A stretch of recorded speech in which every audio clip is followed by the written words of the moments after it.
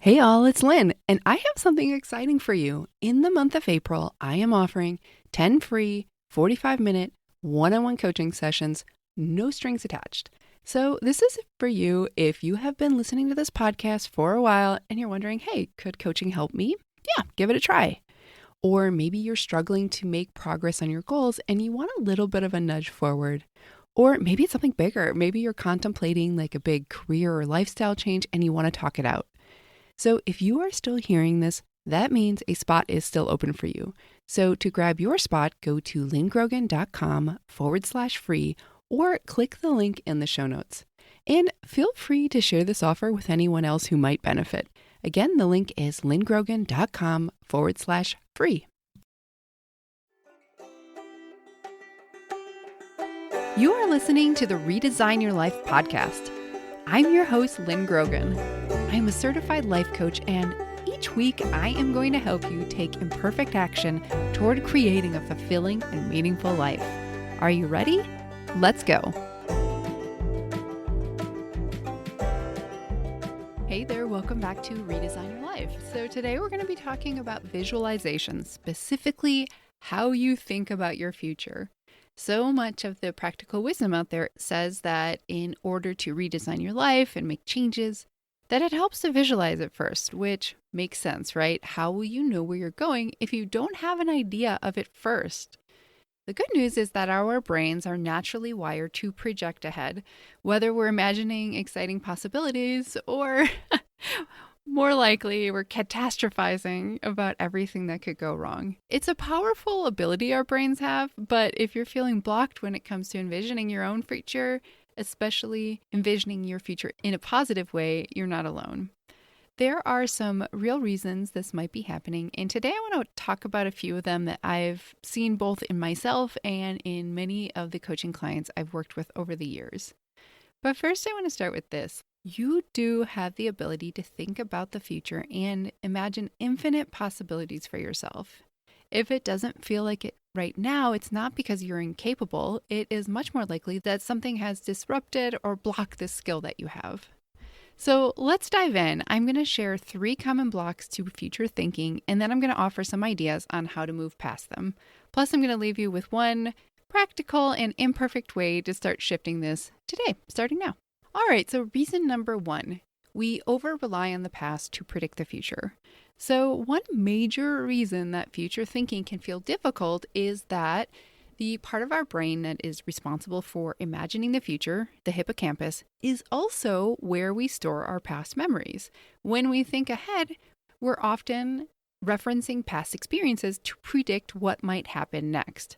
So if a past experience was painful, especially if it involved trauma or failure or shame, your brain tries to prevent that from happening again as a way of protecting you.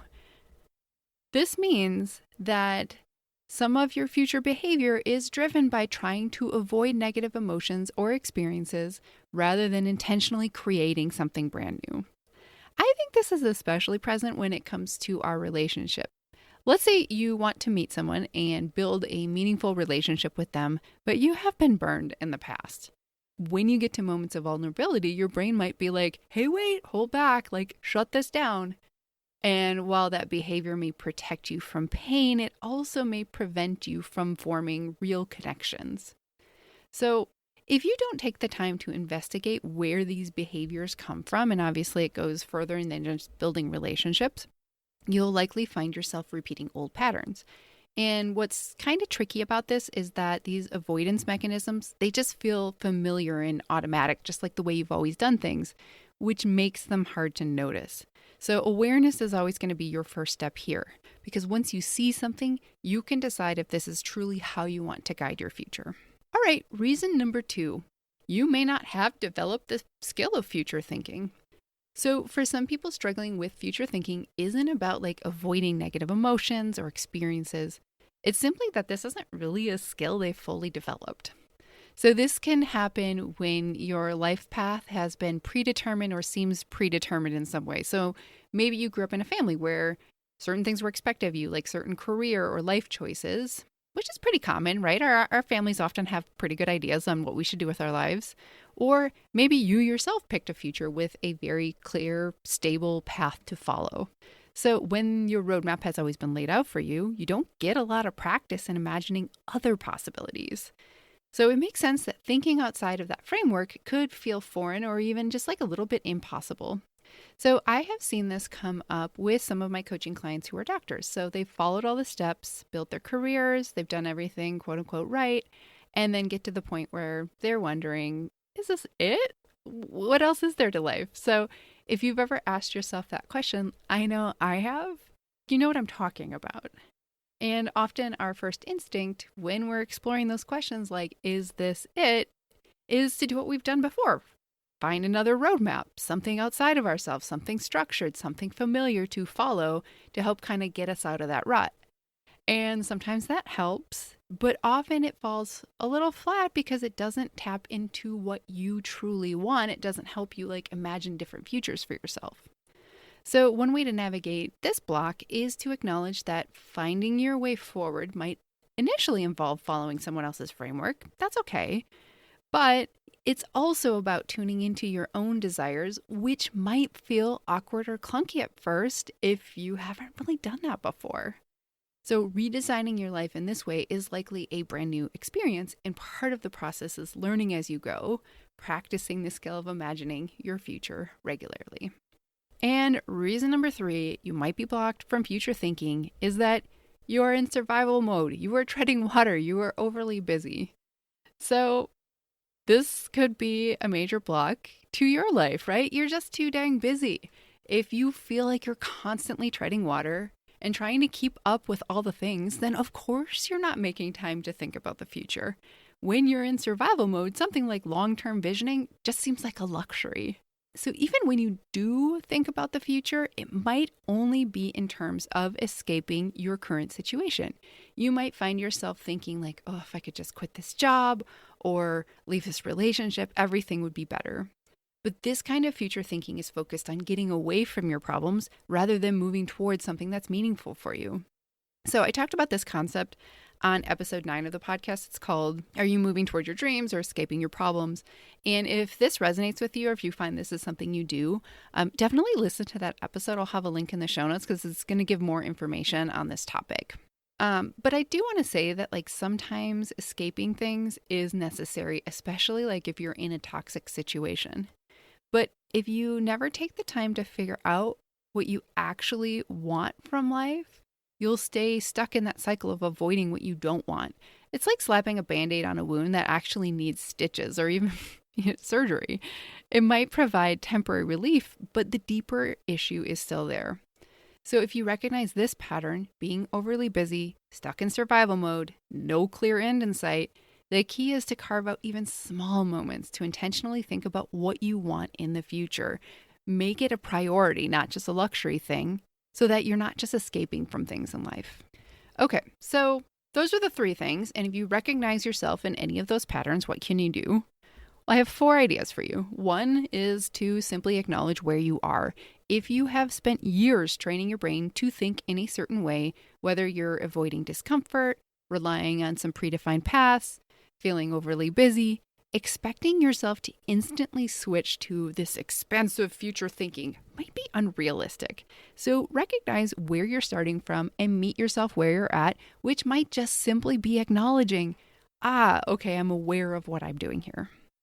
2, see if you can bring in curiosity instead of judgment. So instead of, hearing this and thinking like, no, I'm just really bad at thinking about my future, I can't do it. Try something like, well, what if I could get better at this? Like, what might that look like? Shifting to curiosity creates this expansiveness, this openness, which is exactly what you need to start expanding your vision. All right, number 3, practice with small prompts. So this is my thing you can start right away, start it imperfectly. We're going to try something right now. I want you to think about the next week of your life and find something you're dreading. So maybe it's a meeting, like an obligation, some sort of event that you said yes to, but you should have said no to.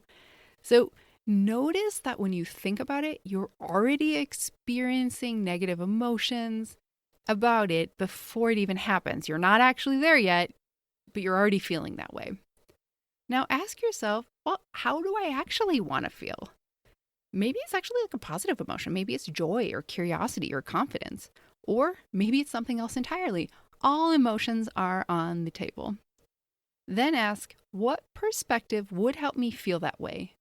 What would you have to be thinking in order to feel joy or curiosity or confidence? So that small shift that you can do in this very moment, right after this podcast is over, is a way of practicing intentional future thinking on this micro level, and we can work our way up.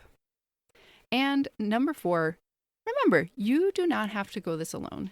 So whether it's through coaching or talking to a trusted friend or even using ChatGPT to explore ideas, you don't have to learn these new ways and expand your skills in envisioning your future in isolation. Sometimes just being exposed to new ideas or talking it through with a friend or even attending an event just with people who have ways of thinking about the future differently than you can expand your own thinking. So to wrap things up for today, remember that visualization isn't about predicting the future with certainty. It's about allowing yourself to imagine possibilities.